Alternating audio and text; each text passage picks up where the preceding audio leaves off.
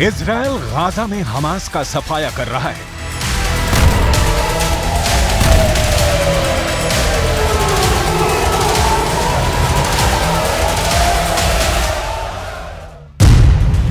Lebanon front पर Israel Hezbollah को सबक सिखा रहा है।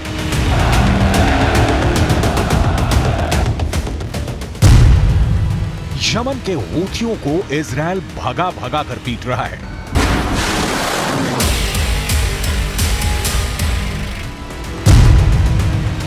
इराक में इजराइल मिलिशिया फाइटर्स को मिसाइल धमाके से उड़ा रहा है।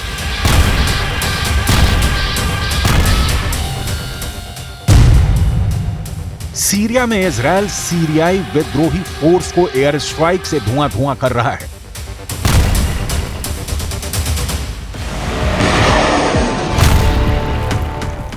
इजराइल का बारूदी हमला हर गुजरते दिन के साथ तेज हो रहा है।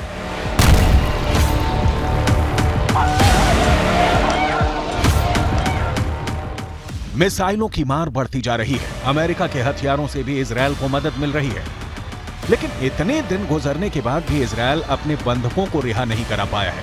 इतना ही नहीं, इजराइल ने अब तक हमास के किसी टॉप कमांडर को भी ठिकाने नहीं लगाया है।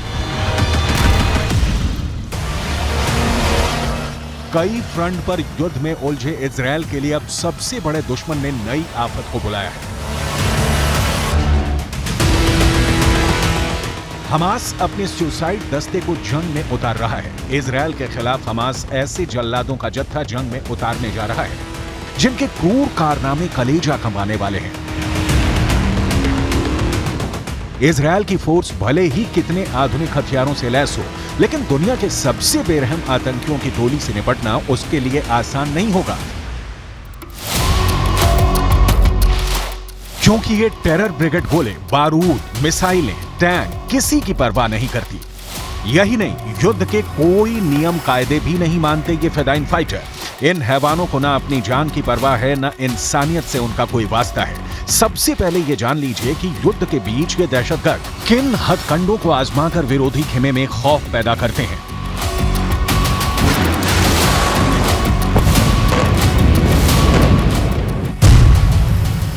अग्निकुंड में भून देने वाले शैतान, युद्ध में थंडर बोल्ट बम फटेगा, गला रेत कर मारने वाले जल्लाद। इजराइल फोर्स के सामने हमास की आत्मघाती आर्मी।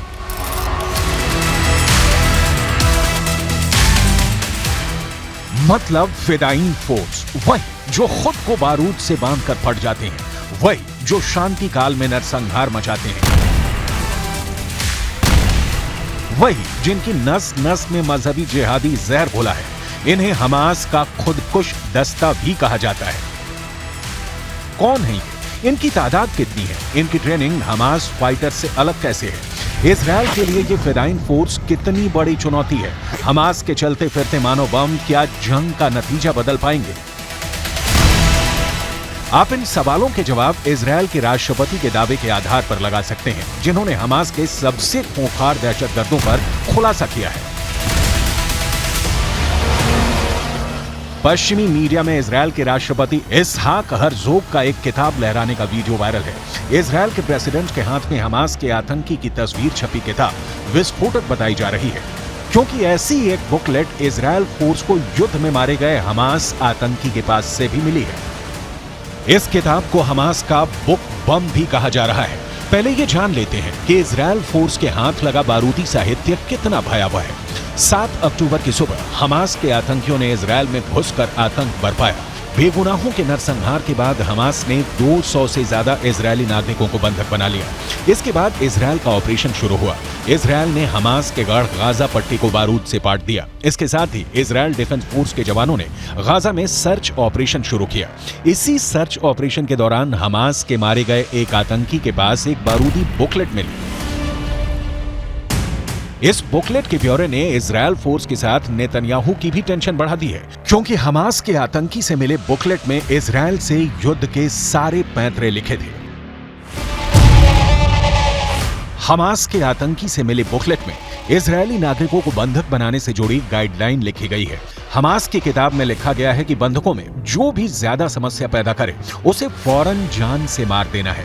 हमास के इस टेरर लिटरेचर के 8 पन्ने सबसे विध्वंसक हैं, जिसमें बंधकों को मौत के घाट उतारने के तरीके बताए गए हैं। इसके साथ ही हुलिया बदलकर इजरायली नागरिकों में घुल मिल जाने के तरीके भी किताब में लिखे गए हैं। इसका मतलब है कि 7 अक्टूबर को इजरायल पर धावा बोलने वाले हमास के कुछ आतंकी अब भी इजरायल में छिपे हो सकते हैं।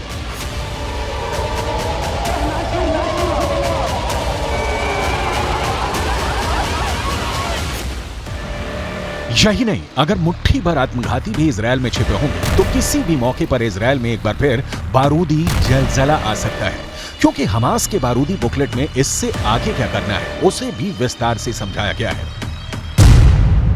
हमास आतंकी से मिले बुकलेट में गोलीबारी, ग्रेनेड के इस्तेमाल से इजरायल में अराजकता पैदा करने को चरणबद्ध तरीके से समझाया गया है। इसके आगे चैप्टर में गाड़ी को बारूदी बम बनाकर उड़ाने का आदेश दिया गया है। साथ ही बंधकों को लेकर कहा गया कि छोटे बच्चों से लेकर बुजुर्गों तक के हर वक्त हाथ पैर बांध कर रखा जाए।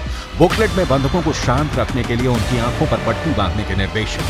वक्त आने पर इन्हीं बंधकों को मानव ढाल की तरह इस्तेमाल करने की बात लिखी गई है। बंधकों से बात मनवाने के लिए बिजली के झटके का इस्तेमाल करने के आदेश हैं।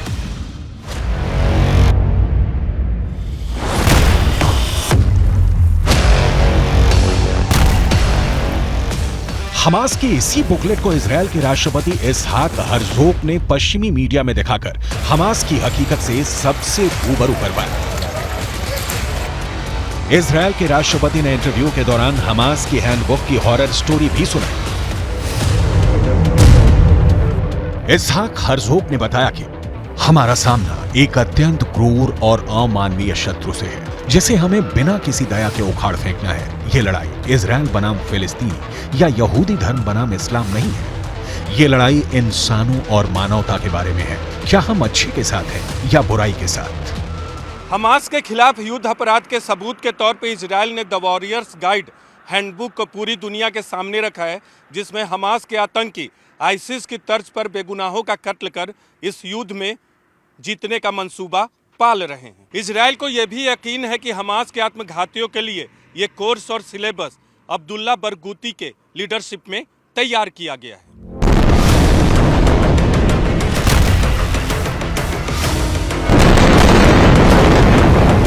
अब्दुल्ला बरगूती बम ब्लास्ट के लिए डेटोनेटर बनाने के लिए कुख्यात है। उसे आलू के इस्तेमाल से बम विस्फोटक और जहरीले हथियार बनाने का उस्ताद माना जाता है।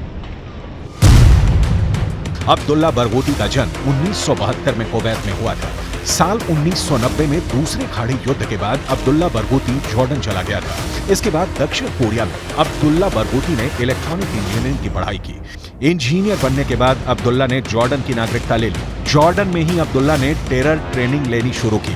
अब्दुल्ला बरगूती के बम बनाने की काबिलियत ने उसे हमास का चहेता बना दिया, जिसके बाद बरगूती को ईज अल दीन अल कासम ब्रिगेड के रैंक में शामिल कर दिया गया। अब्दुल्ला बरगूती ने हमास में सुसाइड बॉम्बर का दस्ता बनाने में सबसे अहम भूमिका निभाई। हमास का टॉप कमांडर बनने के बाद बरगूती ने एक बारूदी कारखाना तक खोल दिया था। बरगूती को साल 2003 में इजरायल ने गिरफ्तार कर लिया था। इजरायली नागरिकों की हत्या के जुर्म में बरगूती को 5200 साल के जेल की सजा सुनाई गई है। हालांकि इसी बरगूती के तैयार किए गए आत्मघाती हमलों के तरीके को हमास के आतंकी अमल में लाकर अब भी इजरायल में आतंक फैला रहे हैं। फिलहाल हमास के पास इजरायल के करीब 150 से ज्यादा बंधक हैं। इन बंधकों को टेरर हैंडबुक की गाइडलाइन के हिसाब से हमास में रखा गया है। इजरायल के नागरिकों ने इस बुकलेट के रूल ब्रेक किए तो उन्हें जान से हाथ धोना पड़ेगा। सीक्रेट लोकेशन में हमास के टेरर चैम्बर में बंद इजरायली नागरिकों की रिहाई इसलिए भी बेहद मुश्किल नजर आ रही है कि उनकी करेक्ट लोकेशन अब तक नहीं मिली है। यानी इजरायल डबल ट्रैप में उलझा है। एक तरफ इजरायल में हमास के सुसाइड बॉम्बर्स के छिपे होने का खतरा है, दूसरी तरफ बंधक बने इजरायली नागरिकों के सिर पर फिदायीन हमलावर सवार हैं। ऐसे में इजरायल युद्ध को कब तक अपने पाले में ले आ पाएगा, कहना मुश्किल है।